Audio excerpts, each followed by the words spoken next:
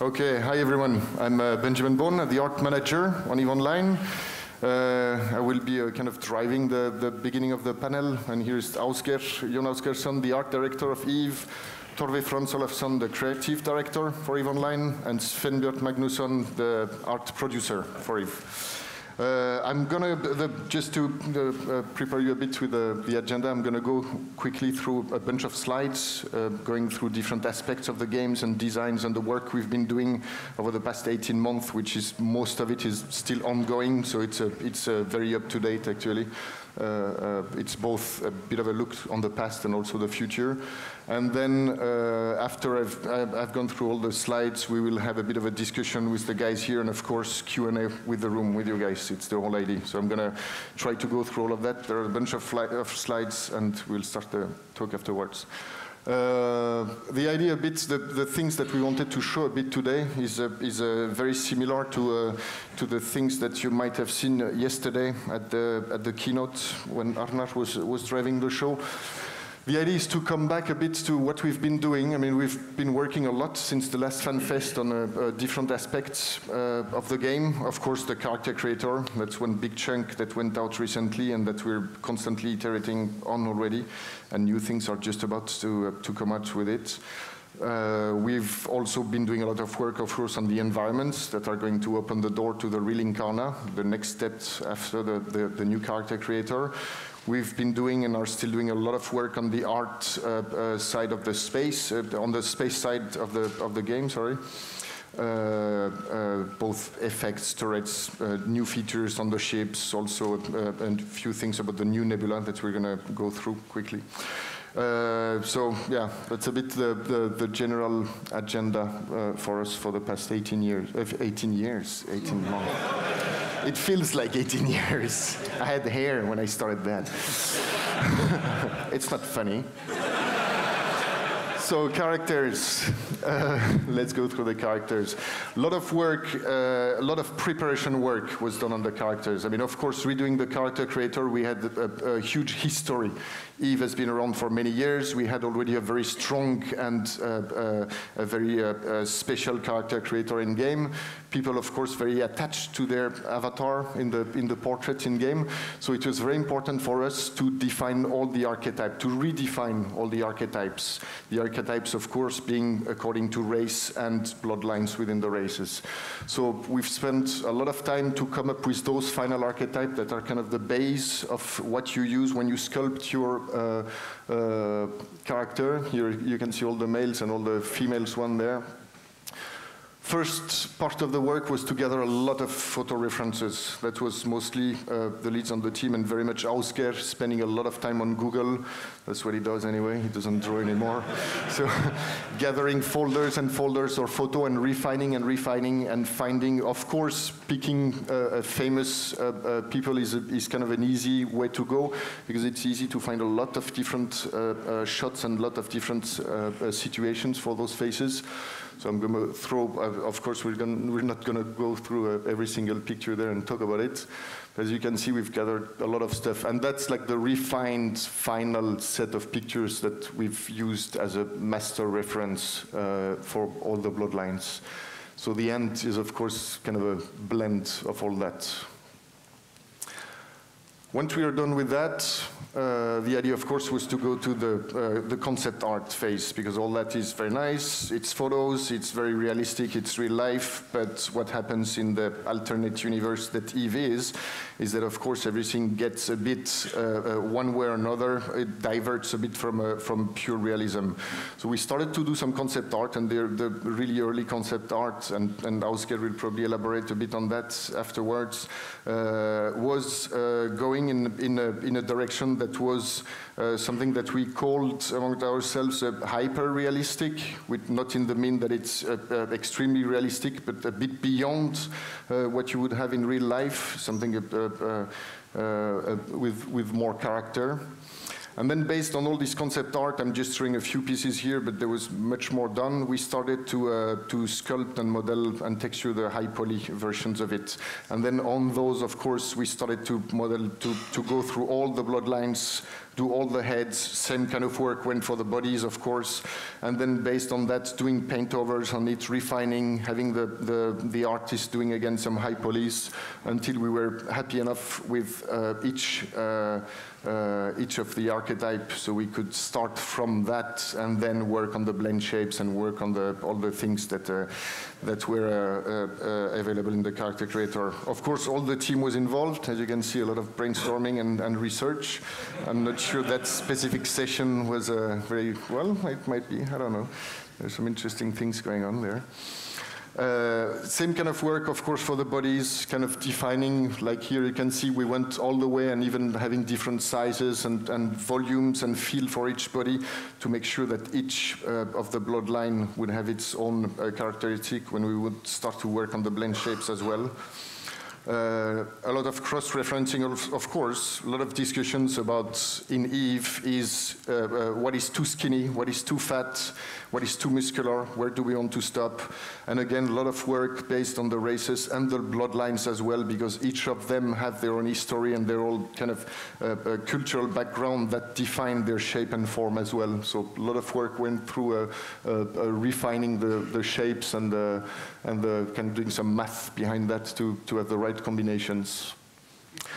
And then, of course, after the character creator, like we delivered it, we started to work right away on something more. Tattoos, piercings, scars, like you can see on this fantastic avatar there. I think he's a chess master in EVE Online, actually, in Techie. So yes, that's the next stage. That's the thing that we've been working on quite a bit lately. We've been working a lot on tattoos as well. Tattoos are something, of course, that was kind of missing in the first iteration of the character creator, and we definitely want to have the tattoos. You've seen a bunch of screenshots already with the facial tattoos that we have ready. We're also working for the next steps into larger scale tattoos that you can place and rotate and scale and so on. Things that can be very racial or even bloodline oriented, but also things very generic, like typical miner or biker or very casual stuff that would define your character. And a bit like I explained yesterday during the keynote, the idea there is not just to add more cream on top of the cake and just adding visual, fluff to it, but it's really to give all the avatars and all of you guys the opportunity to make your character even more special, even more defined as the persona you want it to be. It's really the idea.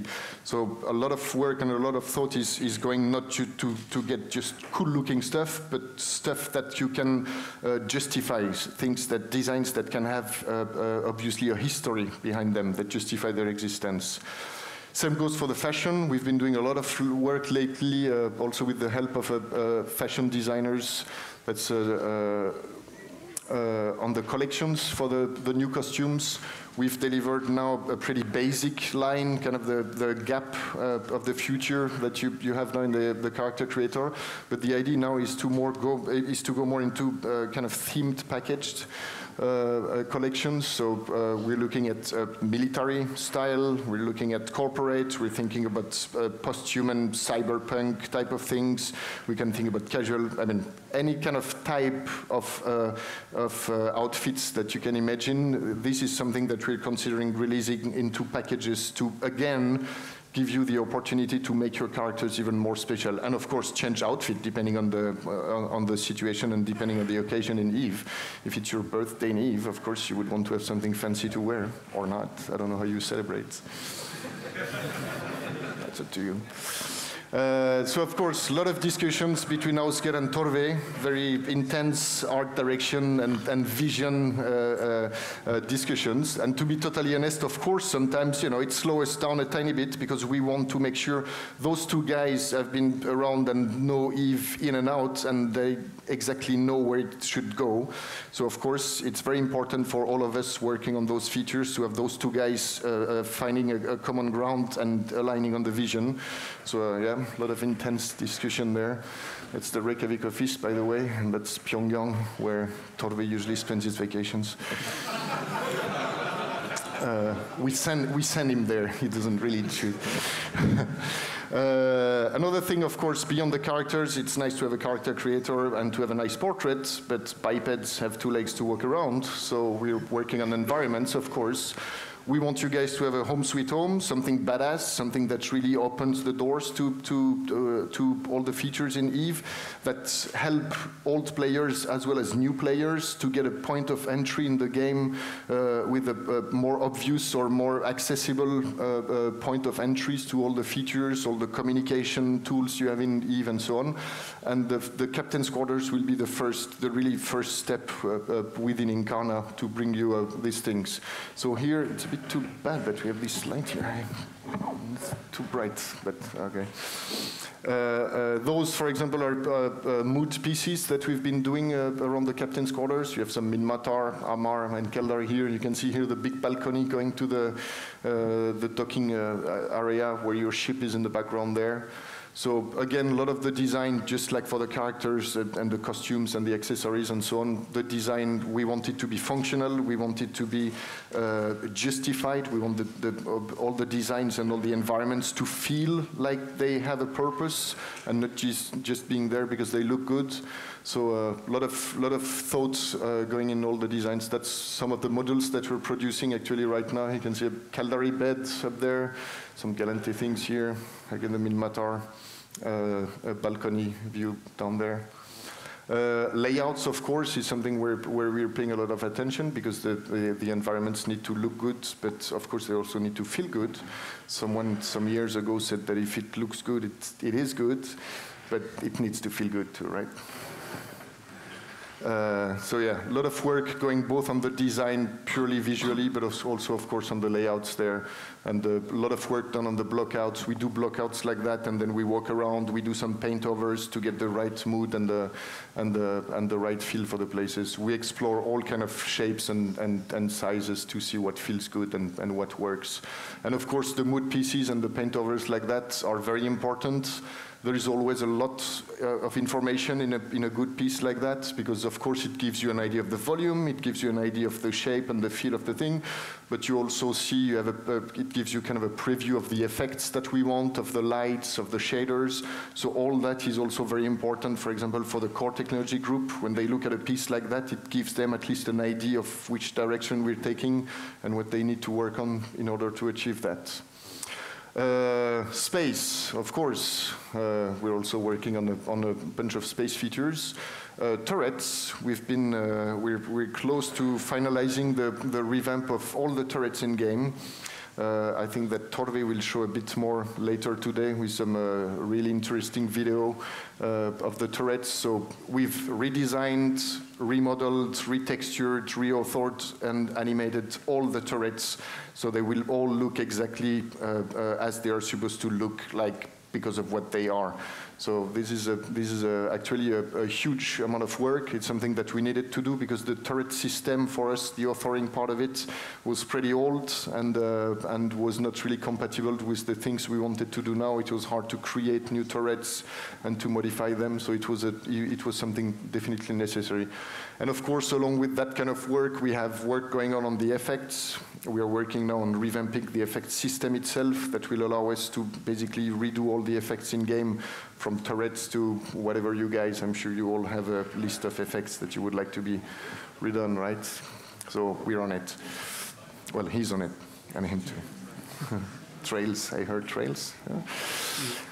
Yeah.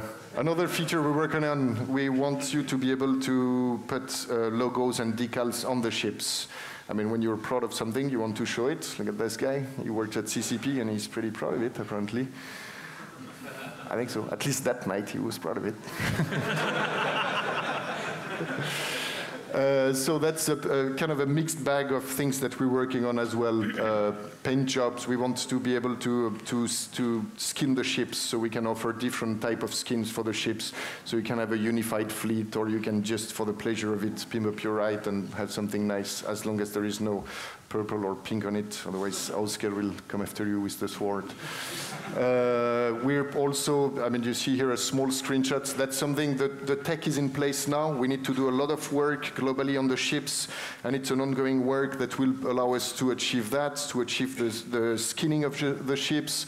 We're also, by repackaging and redoing some of the texture, the way they are organized when we create them, it's also linked to that kind of work. So we're making the ships better looking, more efficient, and also opening the door to new options for them. I should have, I don't know how it will look like with these slides, but I have a small video for you.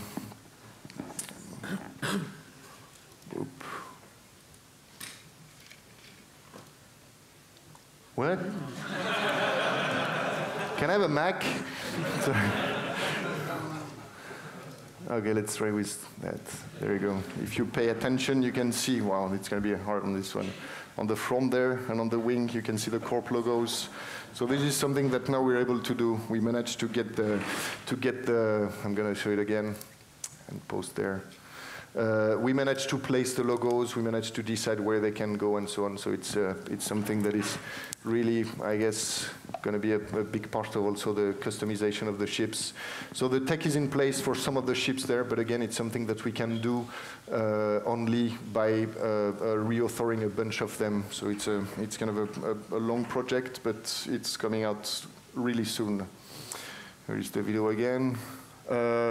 Last thing that I wanted to show you a tiny bit, and again, Torve will show more of that also afterwards, is the new nebula. I mean, the nebula in Eve, as we know it, is getting a bit old compared to all the things that we've been renovating. Here you can see the star map of Eve. I'm going to run quickly through the process that we've imagined, because right now the aspect of the nebula is a bit random, depending on where you are, and we want the landscape or the skyscape to reflect more where you are in the universe and make you feel that you're traveling around when you actually travel around.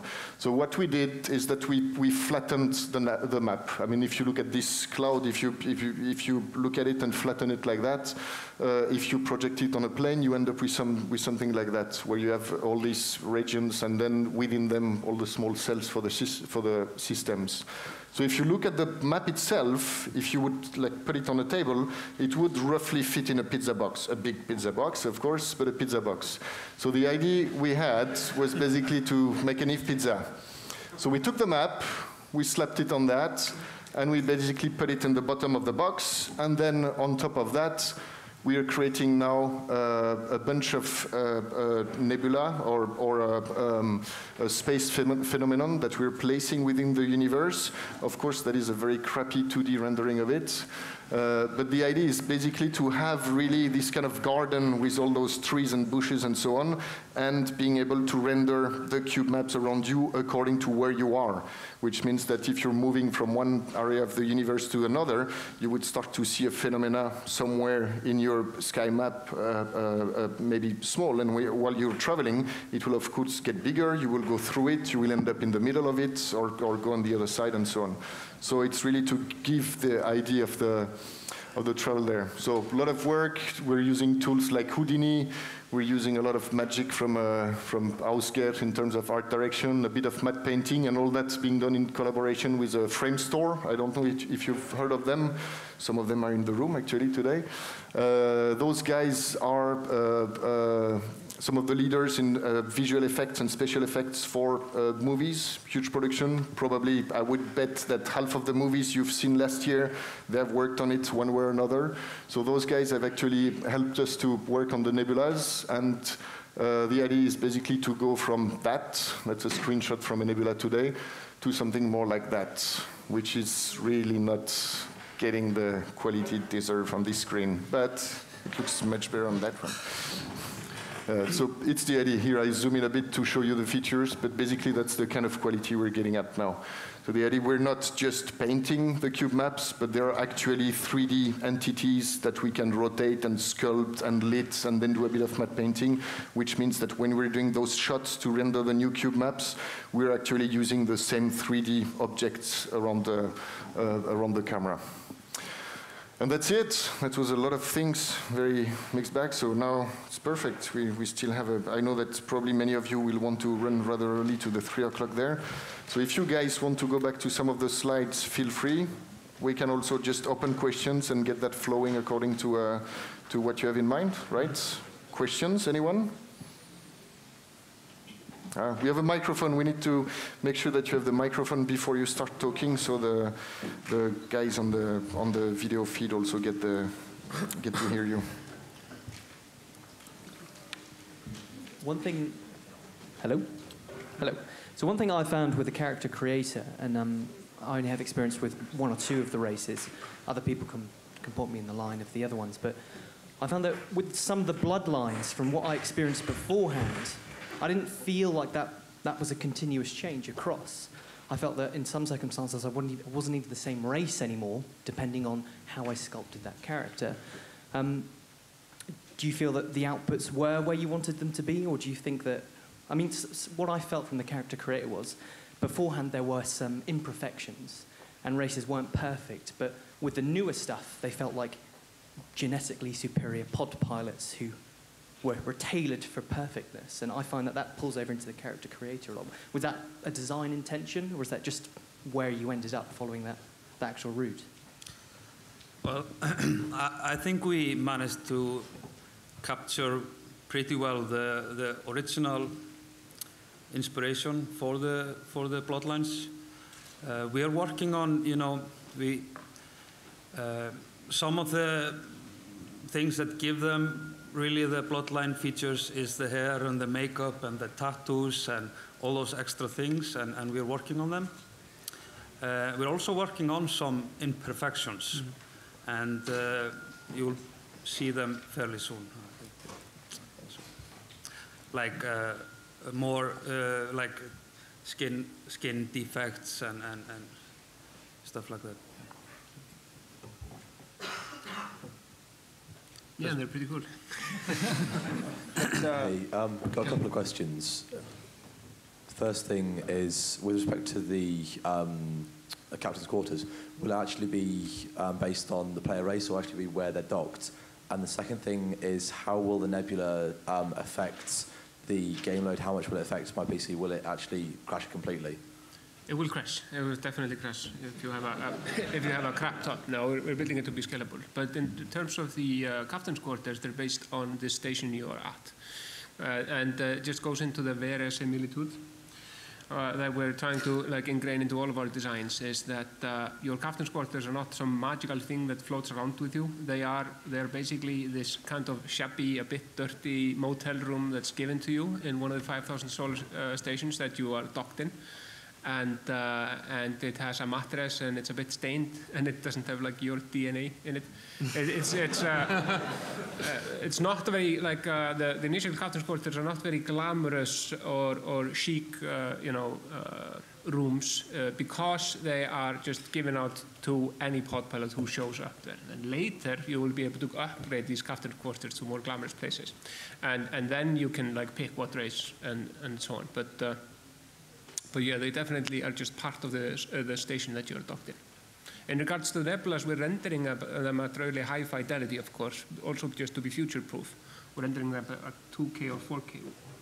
2K. 2K, which 2K means, per phase. Yeah, so it means 2048 times 2048, each face of the 6-sided cube that renders the nebula, which is a lot. So it works well with full HD display. We have to say, I mean, we're still in the process of making them. So any additional things that we want to do with them, we haven't, gone through that process. Yeah. We're doing the backgrounds, and then we will look into using them actually for bigger and better or greater things. But at full res, they're 800 megs or something Yeah, they're huge. Yeah, 63 of them. So we may tone down a bit and then upgrade later, or have it as an optional download or whatnot if the numbers are too high. Yeah. Hi. I was just wondering about the captain's quarters as well. What sort of customization options are people going to have? Or are they going to be, preset, pre-made? You get what you sign up for and that's it? The initial captain's quarters will not be customizable. We're just rolling out the entire avatar and interior technology in the release, and we decided to go for not customizable. Again, going into these are prefabricated units provided by the station.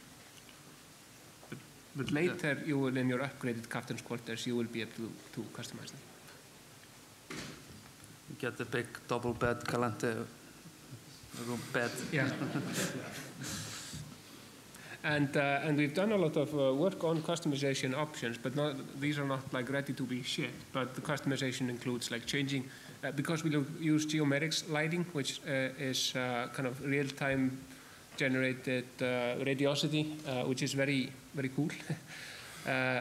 Which means that all of the lights are dynamic. We used deferred rendering, so we can have hundreds of lights in a scene, and they're all like reflecting and casting shadows, and it's pretty awesome. So we're going to try to capitalize on that. So you're customizing the lighting, and you're customizing the textures and shaders of your of the room, and then placing objects in it. But like with the character creator, we don't want it to feel like you're operating a 3D package. That was one of the things that we went into when we were designing the user interface for the character creator. We don't want people to feel as if they are working in Poser. They're like posers working in Poser, or something like that. We want it to feel like you're sculpting a human being. So, so the same goes into customizing the environments. I don't want it to feel like you're picking textures from a texture library. I want you to be picking like lacquer or surfaces or materials as if you are actually decorating a room. And we are actually building all these curtain courses now, even though they're not customizable in the beginning, they are really built for that purpose. Mm-hmm. Yeah, they have some of the technology in there, it's just not activated. Excuse me, gentlemen, I'd just like to ask, you were talking about the customization of ships, for example, the application of decals. Are you thinking maybe you'd be able to create one theme that you could save and then apply that to an entire fleet, or would you have it maybe racially specific? So you'd have maybe a theme you could apply to your Galante ships, maybe a theme you could then apply to your Minmatar ships. I mean, how would this sort of carry over? Mm-hmm. You know, I mean, are you going to have to customize each ship individually that you have in your fleet, for example? And also, how would that also apply to like Navy issue stuff that's already got like camo patterns and such like? Most likely it's going to be very theme-based. You're never going to get like the color picker and you know, pick the pink color for your ship.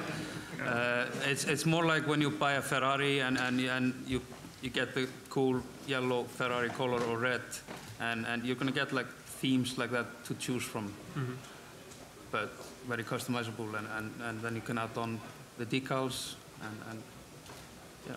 The user interface and experience design of it hasn't been designed yet. So, and we're mostly concerned with just the mechanics of how it's going to end up, but exactly how much it's going to cost, or how you have to procure the materials and whatnot, or whether you have to procure materials is yet to be decided by the game designers once the technology is ready. Yeah, I have a question regarding the new turrets. Will we getting visible launchers this time? Sorry, repeat. Will we getting visible launchers on the ships? Missile launchers? We are not. We haven't started working on them, but we are planning to do that. Good. It may not be in the first iteration though, because the models, some of the models like the Drake, had them like built in, and if you have visible launchers, you want to be able to add them and take them off when you don't have them fitted, and interchange modules depending on whether you're heavy or what kind of missiles you have. So it's going to require a lot of like technical problems. I mean, the first step is really replacing all the turrets because the mechanic is there. So even though that we're fixing the mechanics also, it's the first step. So we're kind of doing it just iteratively.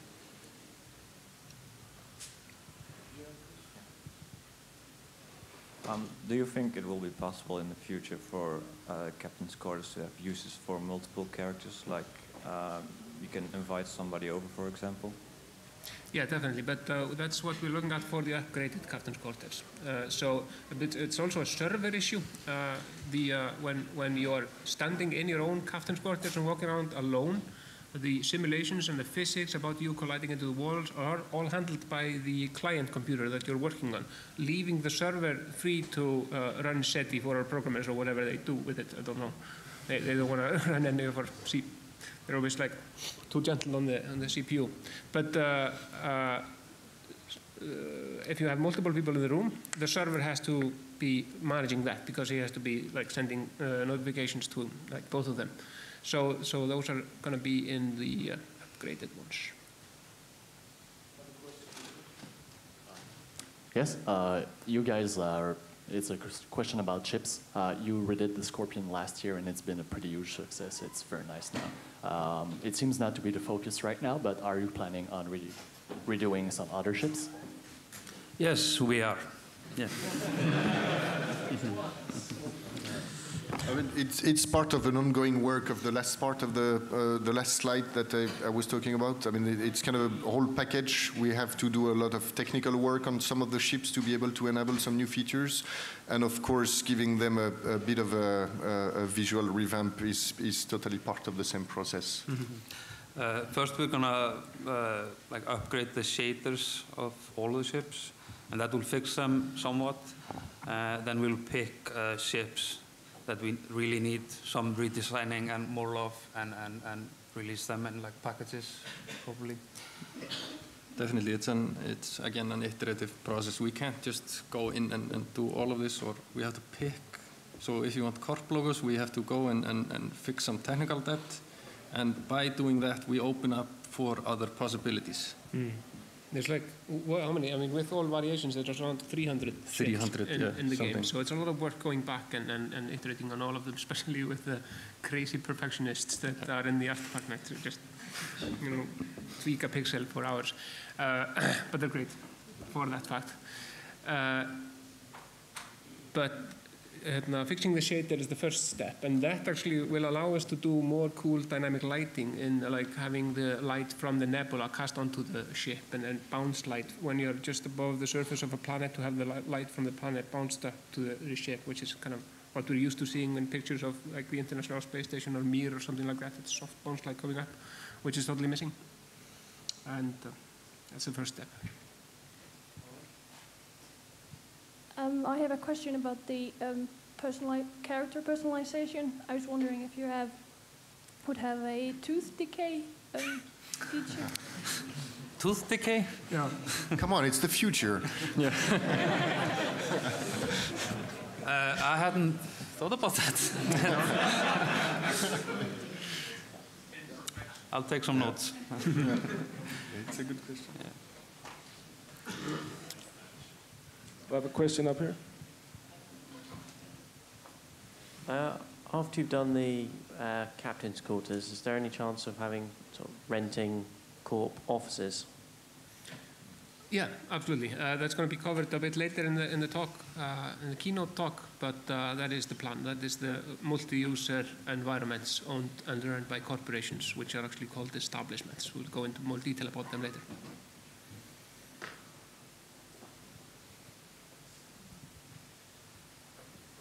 Are the characters going to be continually customizable then? And is there any point in the future where you'll be able to bring in your own textures and customize clothing for yourself? Or is it always going to be predefined sets that you have to choose from?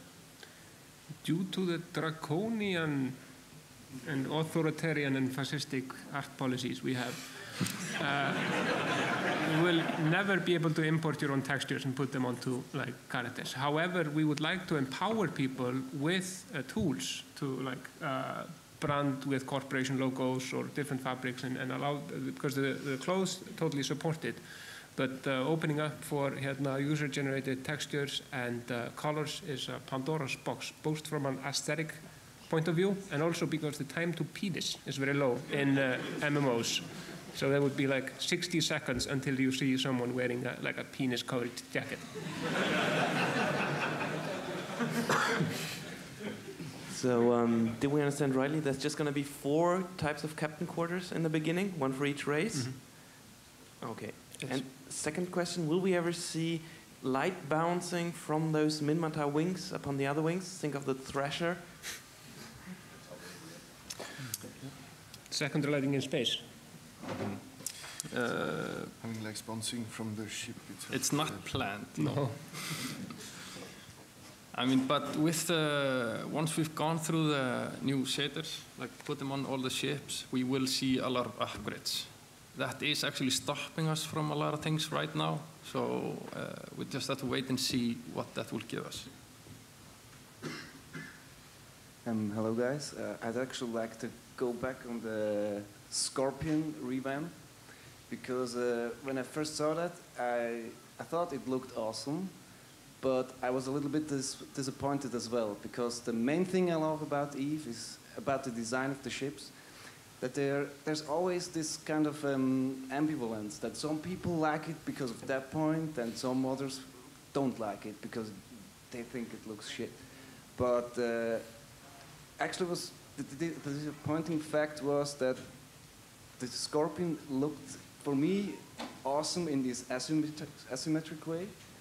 And I was like, yeah, maybe you're going now onto every ship, like a Tyrannis would be also awesome if it would be symmetric, but that wasn't really the point for me. Too much, just make the ship awesome. Because, yeah, that's the ambivalence of the ships I like very much. I agree with you.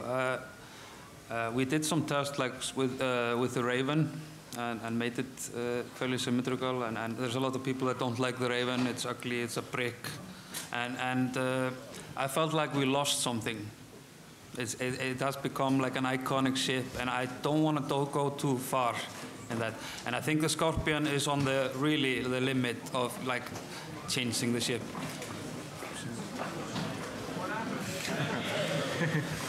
Thank you.